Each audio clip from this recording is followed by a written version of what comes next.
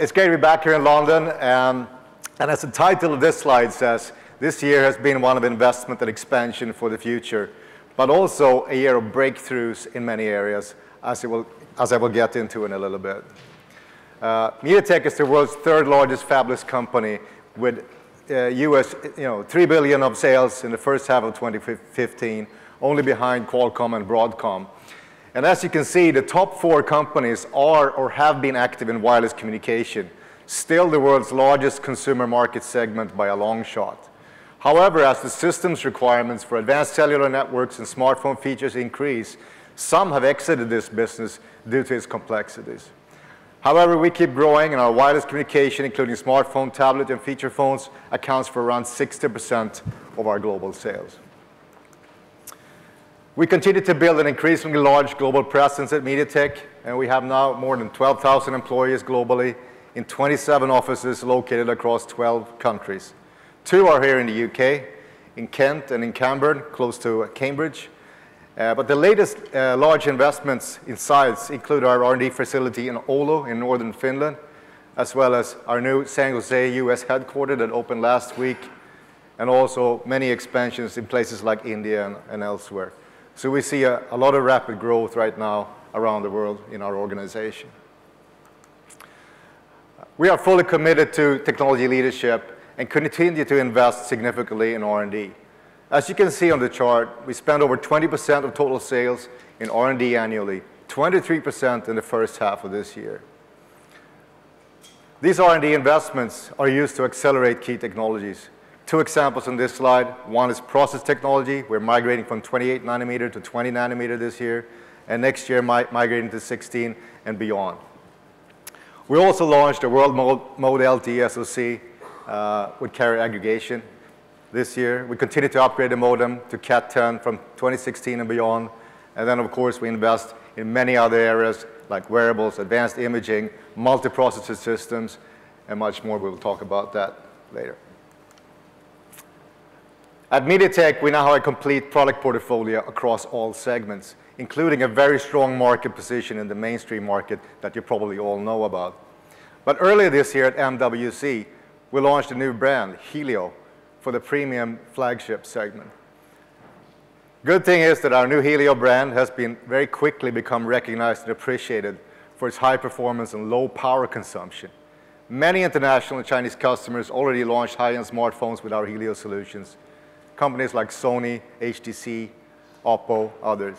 Our Helio family keep growing, and the phones keep on coming. The next generation smartphones using our Helio P20, X20 will be available by the end of 2015. I think this is just a great slide to show because it all happened this year. Last year, people were questioning, are you in the high-end segment? Do you have the performance? Do you have the low power? And this year, we can happily say, yes, indeed, we do. And I'll talk more about that. Overall, we have around 30% global market share in mobile devices, including smartphones, feature phones, and tablets. Thanks to these offerings, we see a very strong LTE ramp this year. Our LTE shipment was 30 million in 2014 and expect to grow 5 times this year to reach 150 million units. This also implies holding a 40% market share for Chinese-made LTE smartphone this year.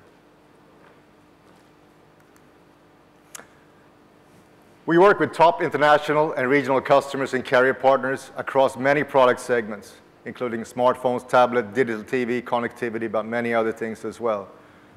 For example, I talked about the HTC M9 Plus flagship model, Amazon's newly launched Fire TV and Fire HD tablets, Microsoft's Xbox, and many more products and makers that are very familiar to you and that you probably already have in your house. Like the Fitbit I'm wearing here right now. It has our GPS in it because our GPS solution happens to have the best, lowest power consumption in the industry. Products from Garmin, from Yamaha, from Denon, from Nikon, from Netgear, D-Link, and many, many more use solutions from MediaTek. And we also work together with the leading ecosystem partners in the industry to make sure you can stream content from Google, Apple, Spotify, others, and be compliant across a multitude of IoT protocols and other protocols. We share our profits with our shareholders. Our cumulative capital return has reached $7 billion in the past 14 years. And as you can see from this picture, the global commercial smartphone SoC TAM, total available market, is around $30 billion US. But so far, MediaTek, we've only generated revenue about $4 billion in this market.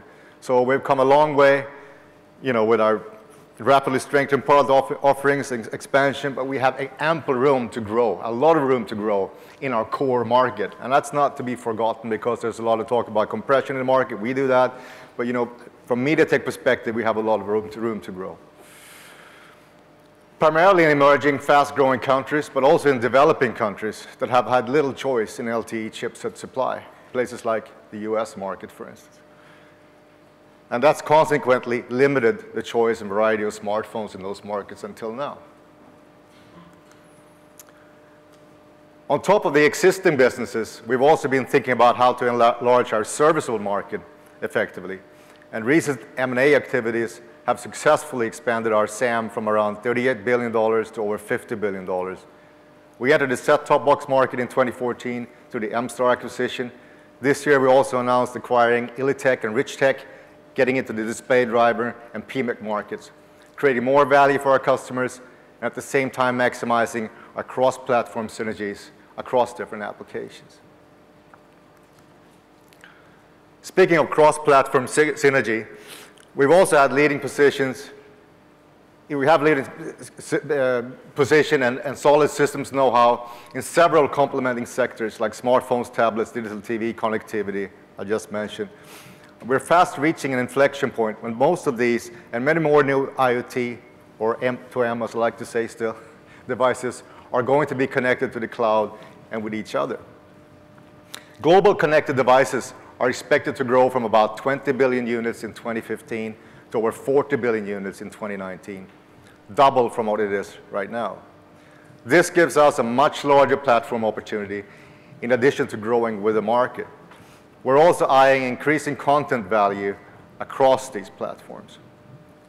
From main chip connectivity to connectivity, including display drivers and PMIC, we are fully committed to provide the most comprehensive semiconductor solutions to our customers and become the best market for expanding new applications.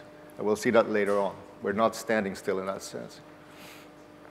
And as you can see from this slide, we're number 2 in smartphones worldwide, number 1 feature phones, number 3 in connectivity, number 2 in GPS, I should point out, number 1 in digital TV. So we are leaders in a lot of different spaces. And we will be leaders in a lot of new categories as well.